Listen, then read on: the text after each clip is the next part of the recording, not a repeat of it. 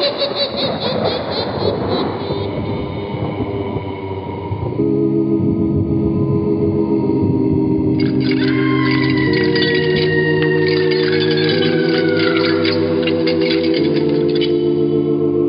Mysterious Old Radio Listening Society podcast.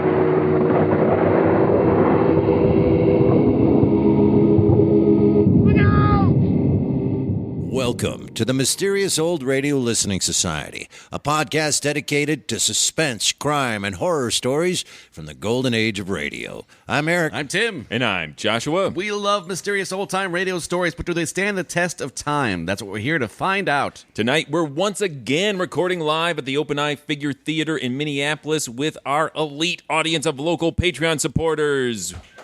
Yeah. It's a totally different audience from the last episode. They switched seats. We're also joined by theatrical luminary and featured member of the Morals Performance Group, Shanan Custer. Hello, thank you.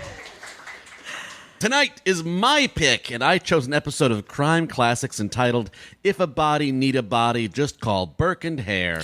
Crime Classics debuted on CBS Radio June 15th, 1953.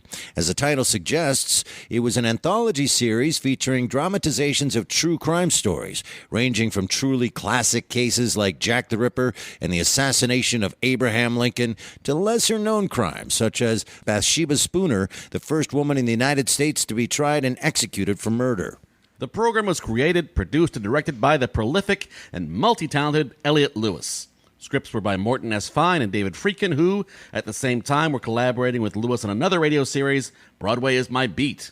Not to be outdone, Lewis was simultaneously directing, producing, and starring in a third series for CBS, On Stage with Kathy and Elliott Lewis. In fact, during the fall of 1953, Crime Classics and On Stage were broadcast back-to-back. Lewis, Fine, and Friedkin approached the program's dark subject matter with an equally dark sense of humor. The droll tone was personified by the host and narrator, fictitious connoisseur of crime, Thomas Hyland. Veteran radio actor Lou Merrill played Hyland with an audibly arched eyebrow, delighting in each dark and ironic step in the murderer's twisted path from crime to punishment. And now, let's listen to If a Body Need a Body, Just Call Burke and Hare from Crime Classics. First broadcast December 2nd, 1953. It's late at night, and a chill has set in. You're alone, and the only light you see is coming from an antique radio. Listen to the sound coming from the speaker. Listen to the music, and listen to the voices. Good evening. This is Crime Classics. I am Thomas Hyland, with another true story of crime. Listen. That's the way a room sounds. A particular room in a narrow street in Edinburgh, Scotland. Someplace on the wall there was a drip. When the room was still, when there was a lodger in it, asleep, that was the sound. But listen again.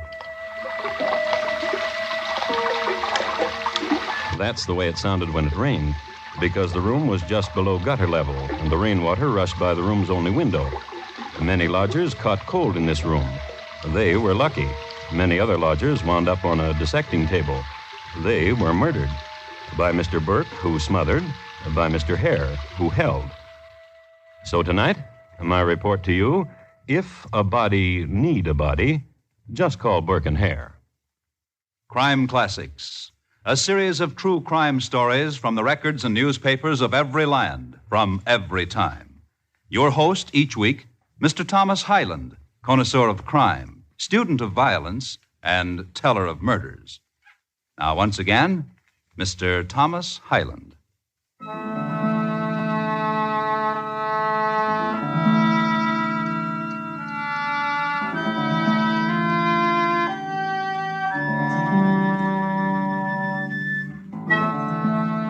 Edinburgh in 1826, a city famous for lassies, laddies, people coming through the rye, Scotch, kilties, and medical schools. It is this last I'd like to speak a word about. Now, when a student entered medical school, he studied anatomy right off. No Roman in the gloamin'. Enter school, cut up a cadaver. Except there weren't enough cadavers. Executed criminals were the only legitimate source of supply. Therefore, a new occupation sprang up and flourished. Grave snatching, piecework in corpses, rob a grave of its contents and sell it to science. Yet, the supply didn't meet the demand. So, as in every profession, there were those who looked for shortcuts. Burke and Hare came up with one. They owned that room I told you about. A room in Tanner's Close. I'm tired of waiting for him to die, Burke. Go look at him. Yes. I can't tell whether he's breathing or not. The old man's so skinny, so sick. Hear if his heart beats.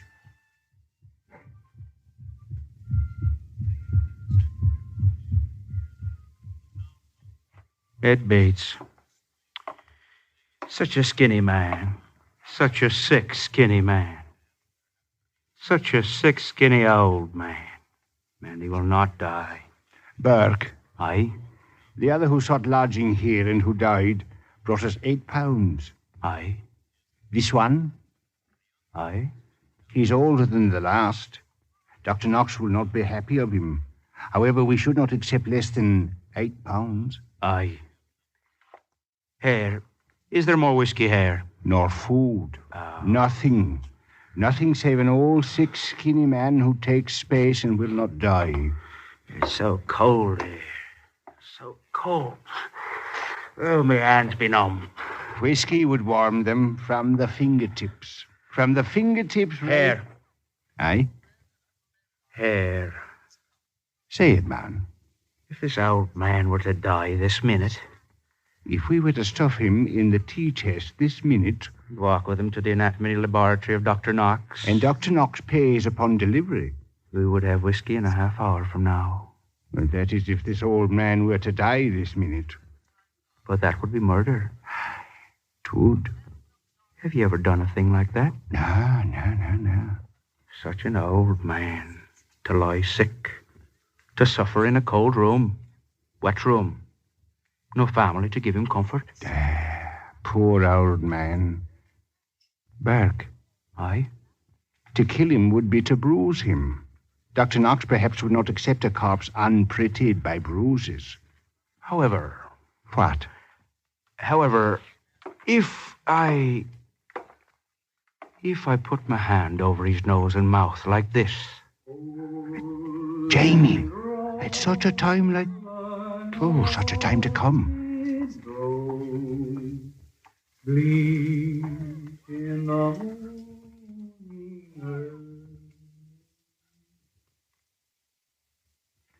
He's gone. Hold his feet, Hare, so he'll not kick. Aye, lad, like that. Is he dead? I'll listen to his heart.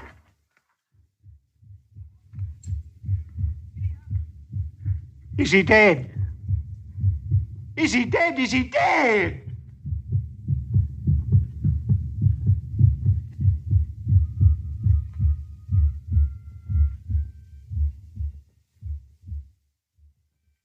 Is he dead? Dead.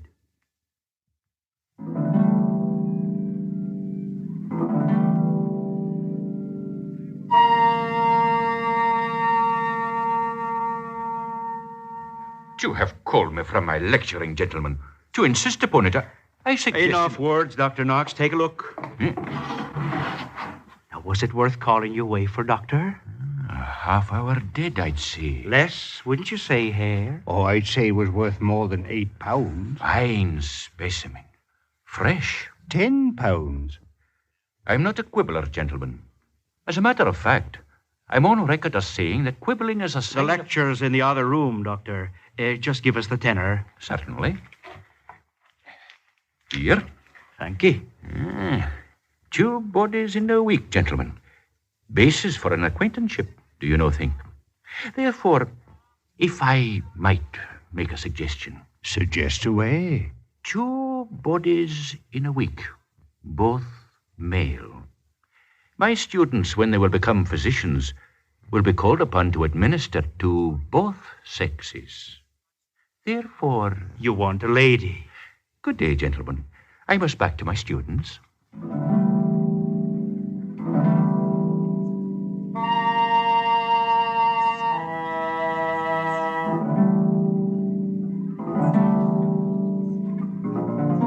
Dr. Knox had more students than anybody.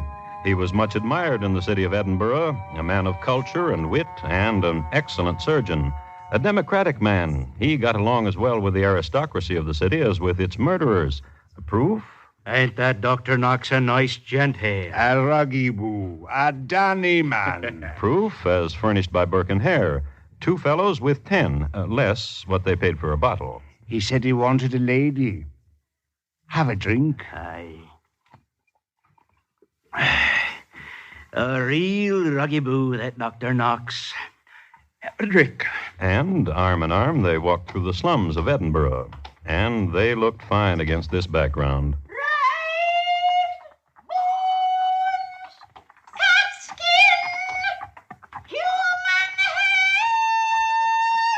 Rags and bones and cat skin and human hair and cast-off shoes.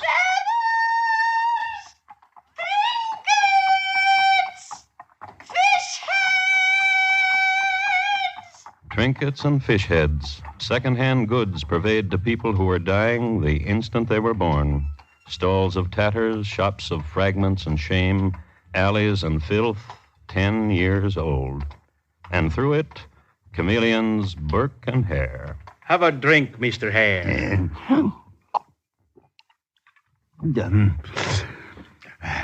Have a drink.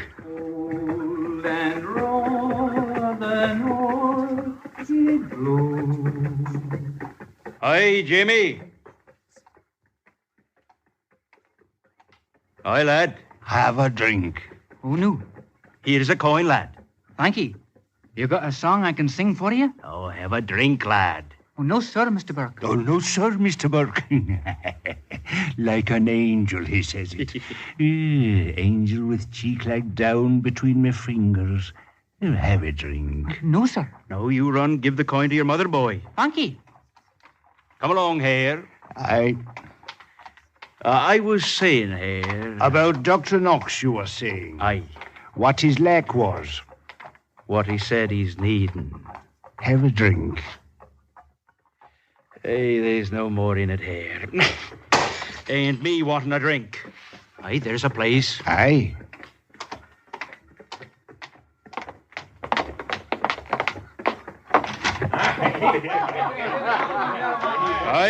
Aye, barman. A bottle of your finest. Aye, that's the word, barman. The finest. The finest for Burke and Hare. And have a drink, Mr. Hare.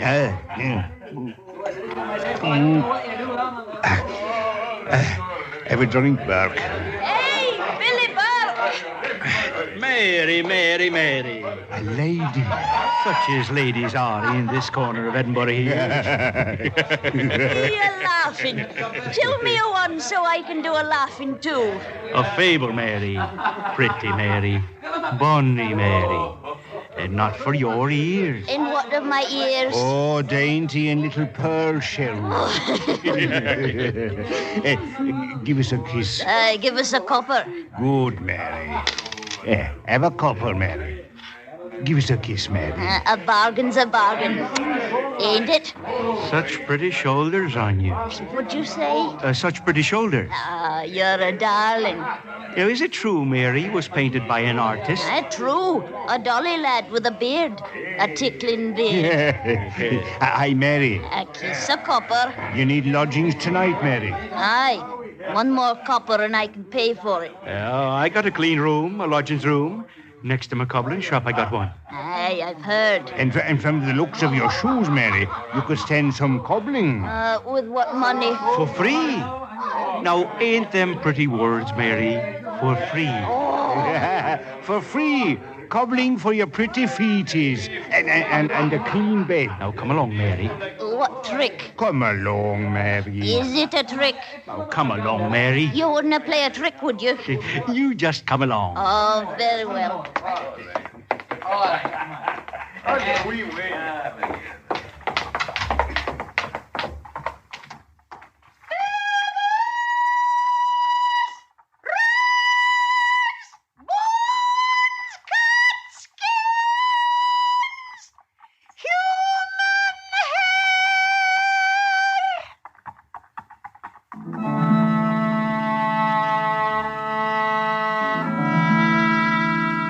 So Burke and Hare and Mary Patterson went to the room under the gutter, and Mary took off her shoes to cobble.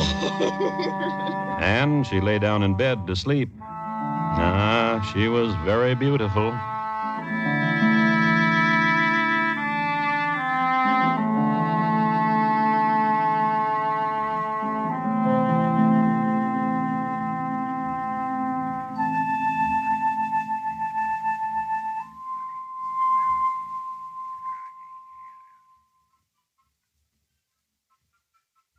You are listening to Crime Classics and your host, Thomas Hyland.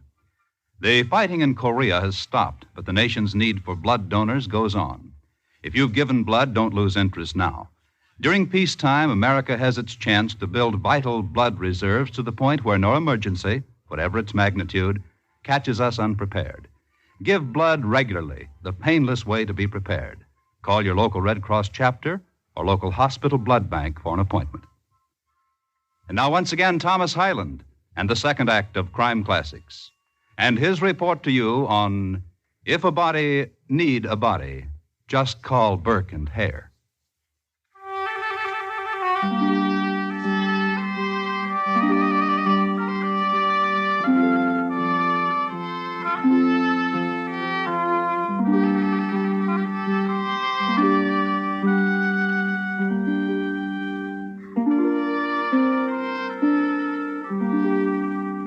In the winter of 1826, Edinburgh was a-talk again about the latest appearance of the Loch Ness Monster. And speaking of lochs, Edinburgh was also a-talk about the Loch Fenwick imbroglio, whereby Sir Angus MacDermot was stripped of his tartan and forced to flee with his 6 sons to the Netherlands, where they were received with snickers by the populace. Having been thus rocked, Edinburgh was little prepared for what was in store.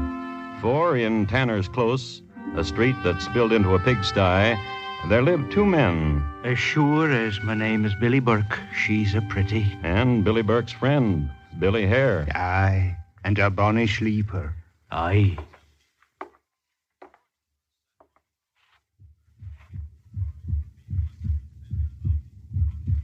Hold her.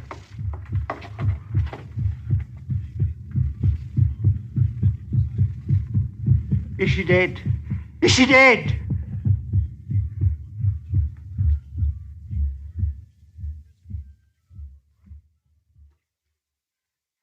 Aye.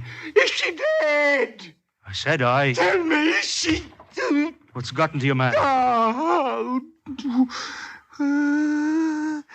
and such a bonny sleeper. Such a... Why must I slap you so, man?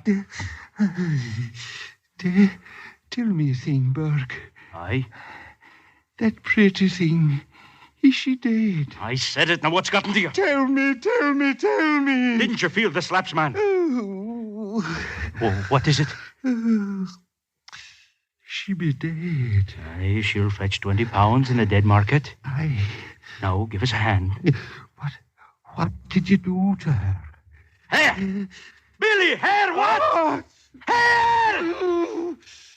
Oh, the thing you did to her.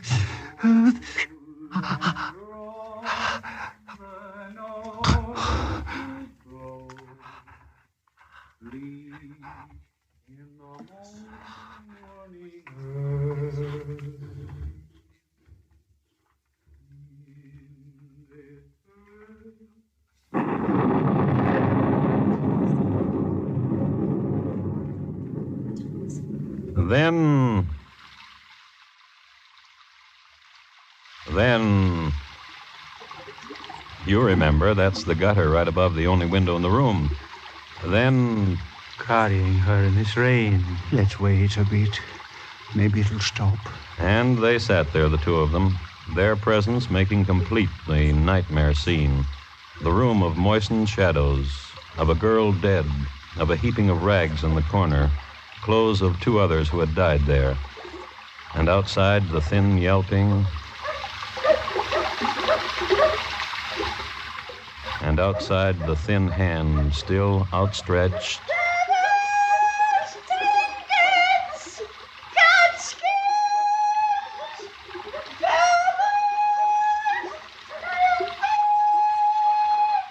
I need out of here, Burke. I need out of here, Burke. Fetch the tea chest. I need out of here, Burke. Aye, lad.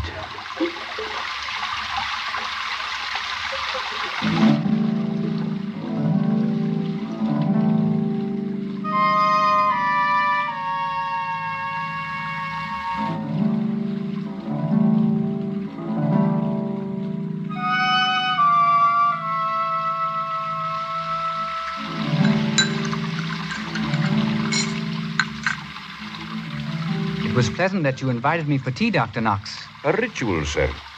To all who come to me to learn. I like to get to know my young doctors. No doctor yet. But as good as one. It is said from London north to here, in all of the cities, there is no greater teacher in the field of anatomical study than you, sir. They say that? Wherever doctors gather, those who have studied with you are assured of a future. Hold your thought, young man. I'll return in a moment.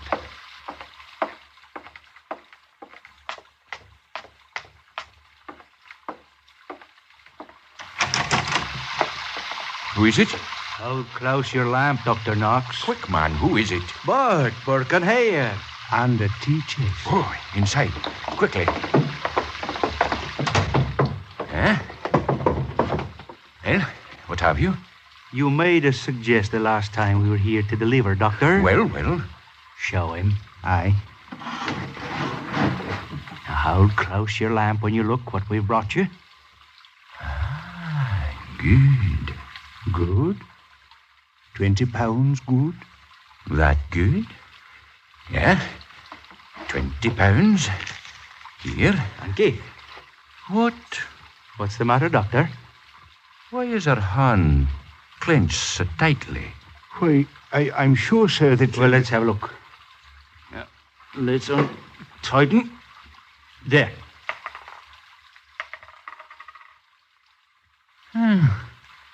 2 coppers. I wonder. You wonder what, Doctor? Such a pretty she is. Why to be clenching so tight to 2 coppers in her hand? Why, I wonder that too. Oh, yeah, and so do I. I have a guest. Good evening, gentlemen.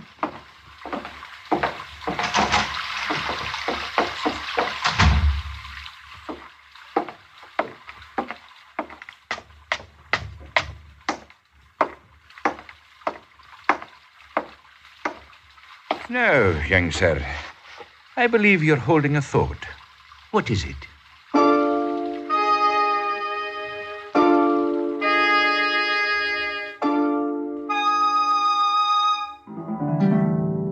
Eventually, it stopped raining, and life went on in the alleys of Edinburgh, and over the counters and stalls, the second-hand things were bartered for, became necessities for a time, and were bartered again. And from these alleys, 16 people known disappeared. 16 people to whom death, too, was somehow second-hand, having known dying every day of their existence. One of them... 20 pounds lie fairly. Give the boy a copper, Mr. Hare. Aye. Here, catch. Thank you. Now, come along and I'll cobble you a pair of shoes, lad. Oh, I don't... Oh, for free, lad. For free. Thank you. And 2 days later, around the corner and down the street and up a hall and through a gate and up a walk and through a door. Now, if you'll come closer, young doctors, you will see how an incision from the umbilicus to this point, the sternum, then laterally Dr. Knox. A moment, please, sir, and I'll answer your question.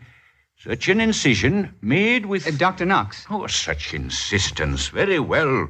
Not very well at all, however. I'm sure this boy has been murdered. Murdered? 2 nights ago, I saw this boy. He was singing a song in Tanner's Close. Tanner's Close? That garbage scow? This boy is known as Jamie. I know, for I spoke with him. And he sang a song for me. And he was well. And, sir? Aye? There is a bruise here. Come, close here. At his throat. Surely that is a bruise.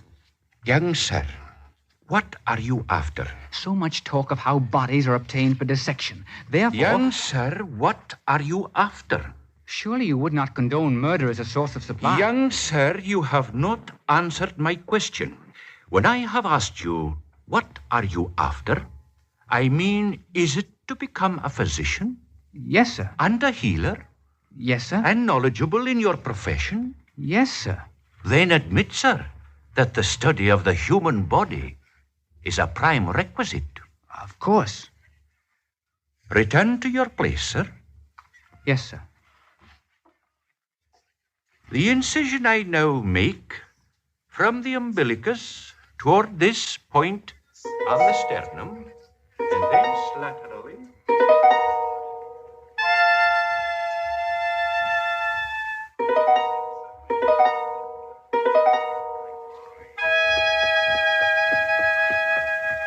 Rags, bones, feathers. Hey, lady now. You want to buy rags, bones, feathers? You want to sell? And what to sell? Come see. Where? I've got a place. Rags. A big bag full. I'll come to look. Then come. Come. A bit.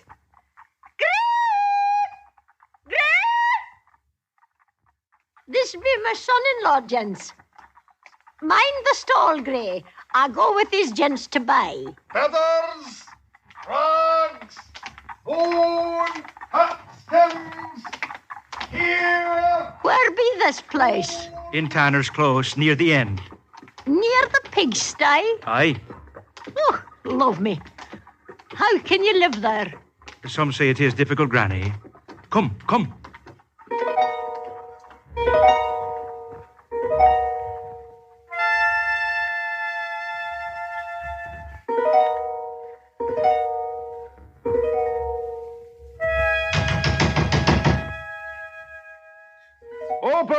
Open! Granny! Mimsy! Granny! No. What is she? Who do you speak of, son? Ma Mimsy. Who be you? I'm Gray, Mimsy's son-in-law. Mimsy, who you took last night. Ah. Who you took last night to Celty. She didn't return. All the night long I waited. Why, lad? Where is she? She's gone. Gone. To where did my Mimsy go? Gentle, lad, gentle. Away with your hand. Such a big lad. What's that? Now, lad, now. Mimsy's shawl. A mistake, lad. Mimsy's shawl. And here, the shirt of her. And blood. Now, gentle lad, now here, take a fiver and... Blood. All these rags. Mimsy! Hold him back, I'll get me a knife. Here's Mimsy. Under the rags is Mimsy. Please! Please! Please! Please! Please! Please!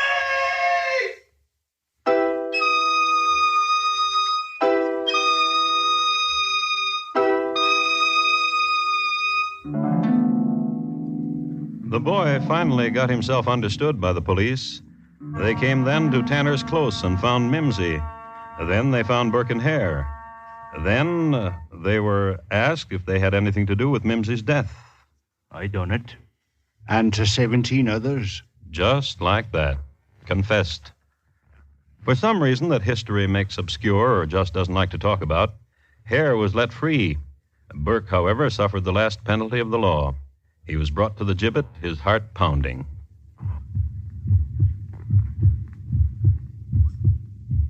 The rope was placed about his neck.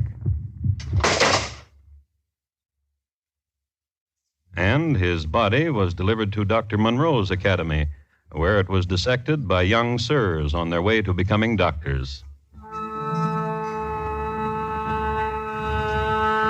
And Dr. Knox, buyer of murdered men, he fled from scandal and disappeared.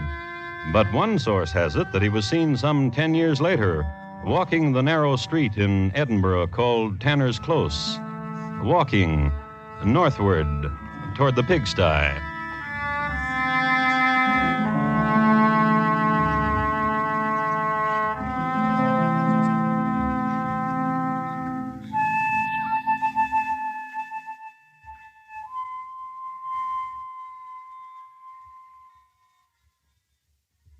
In just a moment, Thomas Hyland will tell you about next week's crime classic. Burke and Hare, tonight's crime classic, was adapted from the original court reports and newspaper accounts by Morton Fine and David Friedkin.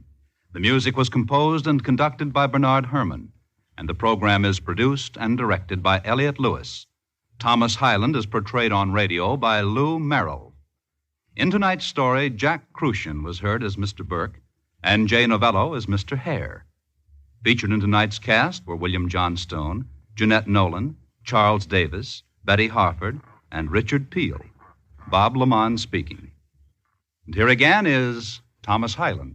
Next week, Washington, D.C., on the night of April 14th, 1865. My report to you will be on the assassination of Abraham Lincoln. Thank you. Good night.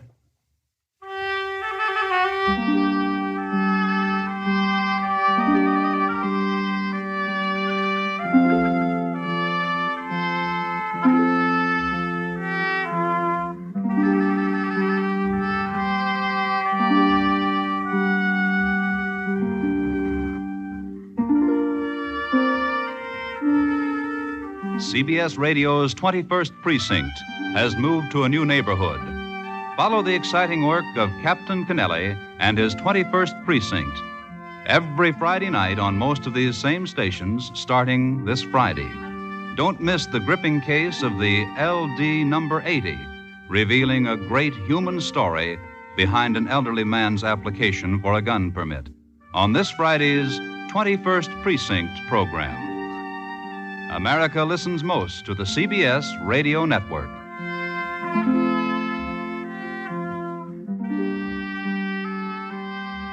That was If a Body Needs a Body, just called Burke and Hare from Crime Classics here on the Mysterious Old Radio Listening Society podcast. Once again, I'm Eric. I'm Tim. And I'm Joshua. And I'm Shannon. And we are live at Open Eye Theater in Minneapolis, and Shanan Custer is joining us for these special live broadcasts, along with a lot of our Patreons who are here with us. Yay! That was fantastic to get 2 weeks in a row of Ethel Merman. Right? That was Ethel Merman just they wailing. Because they could hear her lyrics through the thick fog. I can't wait for someone to tell me what just happened. But I want to start with this. The four of us, the first time we ever worked together. Now, those three knew each other long before I knew them. But the first time the four of us was a show called London After Midnight that Shannon cast me in. Oh, there's really a fan back there. So she cast me in it as Varney the Vampire. I had just met her, and when I walked in to that first rehearsal, I met them for the first time. He's pointing at Tim and Joshua, yeah. And these two played Burke and Hare. But we all played multiple characters. You played Moriarty. No. Did I? No, you did. Did I? Yes. I was Moriarty. I love it when we play middle-aged men try to remember roles they had 20 years ago in theater. But it was a great show, and it was co-written or written by you, both of you? I don't remember. I was in charge of the Burke and Hare stuff. Who was Burke and who was Hare? Do you remember? I was Burke and you were Hare. Yes. And one of you was in a tree, and one of them was down below, and I remember watching... And I don't know, it was new to theater, I guess, because they were standing next to each other, and one was looking up and one was looking down. And I went, oh, that works. Yeah, it's like being in a tree. And I was like, theater, So anyway. We had the classic comedy duo dynamic of one of them was slightly dumber than the other one. Right. I was slightly dumber. Yes. It was a little more funny grave robbing. You know, it was very the lighter funny. side of grave robbing. Yeah, so is that why you picked this, There's Tim? a few different reasons. One, I love crime classics. Yes. Every one of them I heard so far. For this reason, that it is a little nostalgia for the four of us here. And also because I know how much you love heartbeat sounds. Yeah, God. Eric has 26 different hang-ups and heartbeats. I don't like him. Right at the top. Yep. I hate the sound of a heartbeat. He can't even, if you're taking his pulse, he has to, like, check out of his I don't want body. to think about it. Yeah, I saw you get up and stretch during the show. Couldn't take it. I don't know what it is. Like, I don't know. I don't want to hear it. Eric's like, shut up, Hart. Shut up. Stop. I try to explain it's actually comforting, but Yeah, I know. It's weird. So that's why you brought it, to expose that. Yeah. If you want to bring an episode of guy floating in water next to giant ship, that's another one of my, like, you ever seen a giant ship in the water? And I think, what if you were right next to it in the water and then I go, I think it's like under docks and stuff. I barely understand what that one Yeah, is. it's imagine deep, a giant ship and you're just really tiny and deep, you're right next to dark that water. whole, Yeah. barnacles and I don't know. That's not where you swim. There's no beach there. Fascinating. Luckily, he's able to avoid most of these things. Yeah. Didn't become a doctor. No ships. I'm not a ship.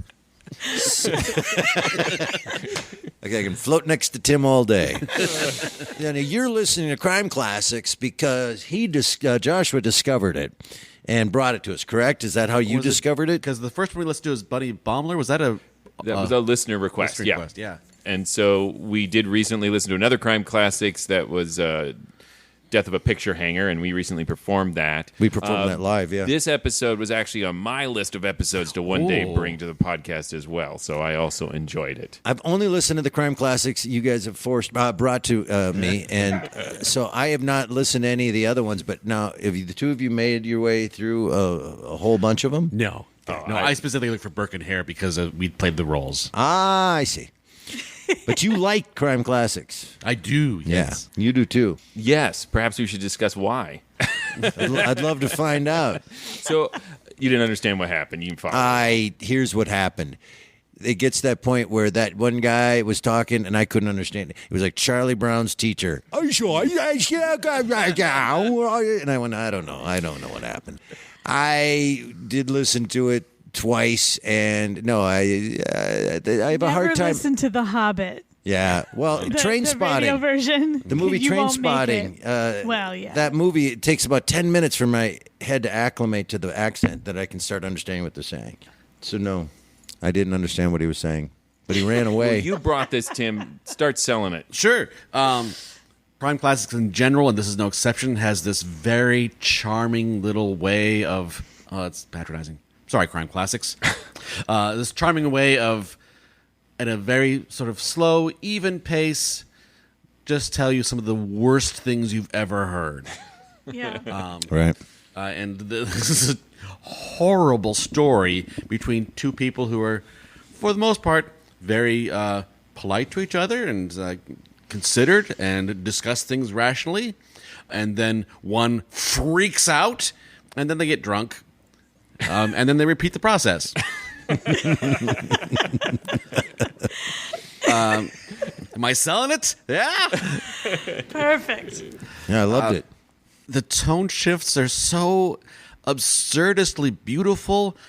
I'm gonna guess that was Jeanette Nolan screaming at the top of her lungs. Yep. I love Jeanette Nolan. It was Ethel Merman. Yeah. I can't even do it. It's so beautiful. You have to pay top dollar at a Renaissance fair to get that kind of quality screaming. It is true. She didn't say salted nuts once. Wait, there's a scale to better entertainment at the Renaissance Festival? Like, if I paid more, different things. Sure. I didn't know that. I had to try a different gate. I love the music and the dankness of it and the smell of when they're in that room. Yeah. And he says, I don't like this or whatever. And I'm like, I don't either. Because there's a dead body. And then when he says there's like a pile of clothes. 3 piles. So like the clothes of people who've been dead for a week. I made it through Outlander for 20 minutes because I was like, the smell! The smell! But anyway, yeah. So this is only my second Crime Classics. I like the way it takes its time. Every Crime Classic opens with that line, listen. And then it sets you up with some really narratively significant sound effect. And this one I like in particular because it weaves all the sounds throughout the entire episode, and slowly, one by one, all the voices and all the sounds come together. We hear the dripping water and the rain, but we hear very early on Jamie's voice singing when they're killing the first old man and they have to wait because they're afraid he'd be seen. Poor old man. Poor skinny old man. Skinny. Who just won't die. It was his fault, honestly. That Come was on. such a sad scene. Stubborn. But then we hear the peddler woman screeching throughout, and you think it's kind of background, right? It adds this atmosphere that speaks to the just poverty they are all living in, but then her death ends up becoming what gets them caught in the end. And right. And then the heartbeat that moves throughout it as well. So I just think it's always really well structured, and it is the later era of radio, so they are using sound in this very knowing, sophisticated way. And it also presumes a certain amount of knowledge and experience with the form from the listeners by that time in radio's history. Right. There is a bleak historical detail they left out of this that I'm curious if you, because you wrote these characters, Shanan, of what happened to Burke after he was given to medical. I was trying to remember, and I should remember this. It's terrible. His skin was used to bind a book. That's it. Okay, I knew. See, there's a reason I ejected that from my brain. So he was bought by Ed Gein. Now I will never forget. Yes, yes. And Hare vanished for good. No one knows what happened to him. That I remembered, yeah. So I was going to ask about the historical context. They quickly mention, one goes away and the other doesn't. Do we know why? What happened in that trial? Why the other one wasn't brought to trial? We don't. And it's one of the things I really like about crime classics is it gets to that point and they don't have the information and they just leave it undramatized. Right. Like today we would fill it in and give it all sorts of deeper meaning, and then the real people involved would get angry. It would be like The Staircase on HBO and everyone would be fighting and shaking their fists, and Burke and Hare would be calling their lawyers. But they just get that point, and like for reasons lost to time, or the time doesn't want to talk about. Yeah. This happened. How did one of them go and the other? I gotta know. I'm gonna write it. We'll never know. We'll never know. It's gonna be an episode of Law and Order. It was probably like, his skin wouldn't make a good book cover. You can go. The other one's in the corner with a fork. Oh my gosh. Well, when we were writing Burke and Hare, we introduced them to Henry Gray from Grey's Anatomy. Not the show, but the book. And so the show doesn't adapt the book very well. I don't. It takes a lot of liberties. Yeah. But yeah, I think that I don't know what either one is. That's actually so true. Like when he says that, it's true. But yeah, I think that was really what I thought was so interesting was how, and of course it's about Burke and Hare, but that they stay so focused on the circle of their hell that they just, their desperation is such that they will do anything, obviously, to just stay alive, right? Mm-hmm. Or get whiskey, and we've all been there. Yes. Oh, God, the Corpses for Whiskey. It's my favorite Tom Waits song. Right? The 2 coppers in her hand was just brutal. Oh, and they can't get her hand open. Yeah. And the smell! No, it's just so, every sound, the sound of the feet, you can tell it's on wood. Everything is... It's so textured and rich. Thank you. They paint this picture of the extreme poverty that all these people live in, their desperation, so that you almost feel for Burke and Hare to a certain degree. They're certainly villains, but they contextualize the world in which they live and what might motivate someone to do it.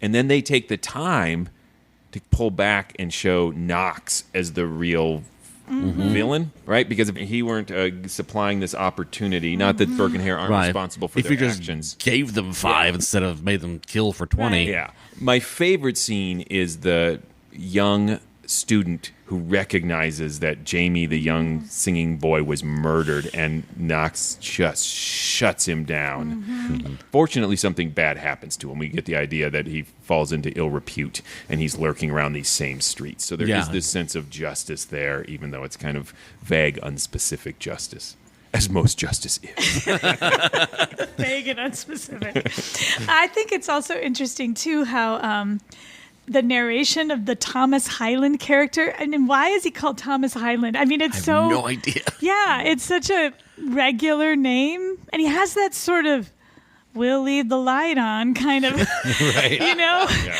I'm so old. There's Google it.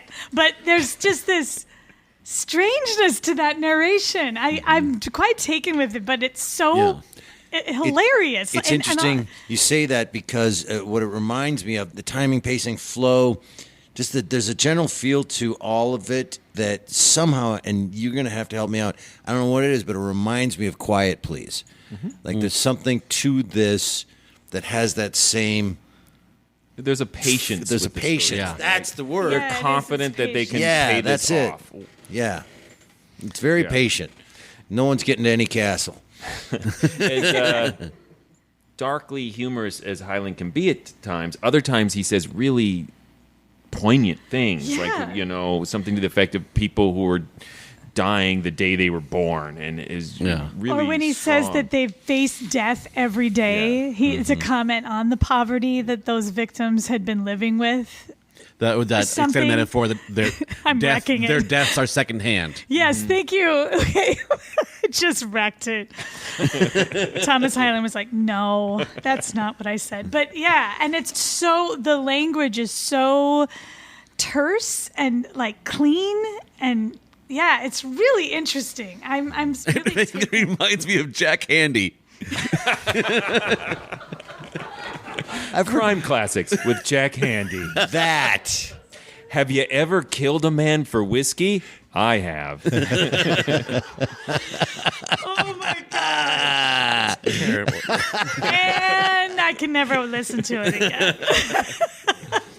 But in talking about the sympathy for Burke and Hare, as much as this doesn't necessarily flinch at how horribly they were, that nice smooth transition of it's a cold room and people die in it. It's a cold room and this guy is dying in it, but they'd like some whiskey now. Mm-hmm. It's these easy little steps to hell. Yeah, and this recurring motif of all the characters that are so desperate, they, despite all the red flags, they agree to go get for this cobbling. Yeah, oh my these goodness, free shoes. Right, and get your shoes repaired. It's clear that they are like, this can't be true, but if it is, it's the best thing that's ever happened to me in my life, so it's worth the risk. Yeah. But I love that too, because if you don't have shoes, TikTok. I mean that. Yeah. I'm laughing like that's hilarious. When people have, but it's really true. Like if you don't have shoes, you're done. That the Irish cops that came over. Yes, that was when Frank McCourt, I heard him share stories from when he wrote Angela's Ashes, and he talked about there were so many Irish immigrants who came over who became cops because you got a pair of shoes. Mm-hmm. And you also got status. Yeah. You know, you immediately had a job that you could blend. It's quite moving. But yes, that would be worth everything except when it's Burke and Hare. Yes. Don't go to Burke and Hare's house. Or pigsty. Where were they, too? The smell! The smell. One of those, like, pigsty shoe stores that you go to. You know. In the 80s, it was like tanning, bait, and movies. You picked your pig. Then you got some shoes. Got your shoes. Got a little bacon, got some shoes. Pulled it out of a tank, they're swimming around. Great, now it's funnier to me. Any other thoughts on this episode? I think we can vote. Sure. Tim, you brought it. You start. Oh, yes, we should. Let's ask the audience. Okay, yeah. If you think this is a classic, give a round of applause. Yeah. Yeah. No more than enthusiasm. If you think it stands the test of time. Maybe, yeah. It's certainly of historical interest, right? You can't even argue that. Yeah, so who says it should never be broadcast again on any Who hated form of it? media? Good. There you go. Like, this is the secret to people loving your old-time radio show. Don't put Ethel Merman in it, apparently. just a woman, screeching, human hair. It just kills me. That was a job skill at one point. So I can see on your resume, you can scream. Yeah.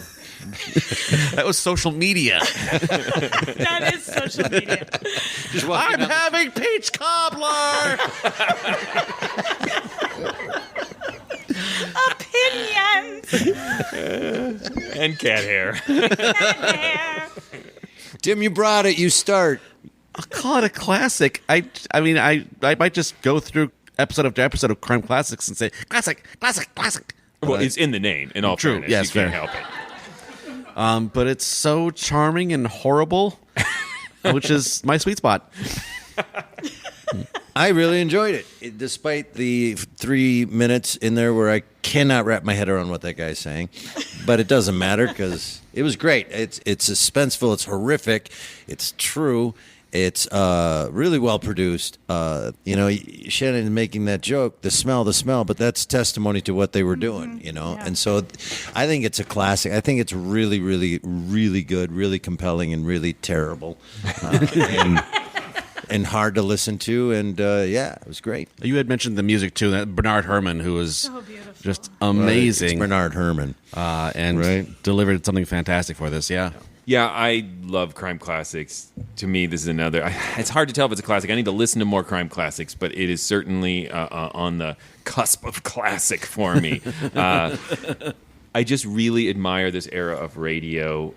It's strange to have so much confidence, so much sense of security in their form at this time when they were just a couple years from dying as an art form with television just chomping up all the advertising dollars and things like that. But Elliot Lewis, who directed this, also directed the episode we listened to last time, and he's just an amazing talent and a great actor. So it's just an impressive piece of audio drama. Thank you for bringing it, Tim. Yay. Shannon? Thank you, Tim. Yeah, Crime Class. I am a fan, definitely. So yes to all the questions. I don't know what the questions are.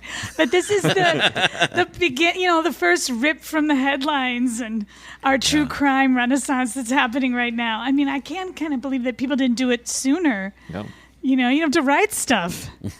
President shot by actor, stuff like that. I mean, they're just like, zip, President shot by Ethel Merman. So, yeah, I loved it. Well, there you have it. Unanimous. Way to go, Crime Classics. Tim, tell them stuff. Please go visit ghoulishdelights.com. That is the home of this podcast. You'll find many other episodes there that we refer to constantly as though like you all know them and you've all listened to them, of course, we assume. You can also vote in polls. Let us know what you think. Leave comments. Send us messages. Make requests. Make demands. Make threats. Please don't make threats. I'm sorry I said that. What?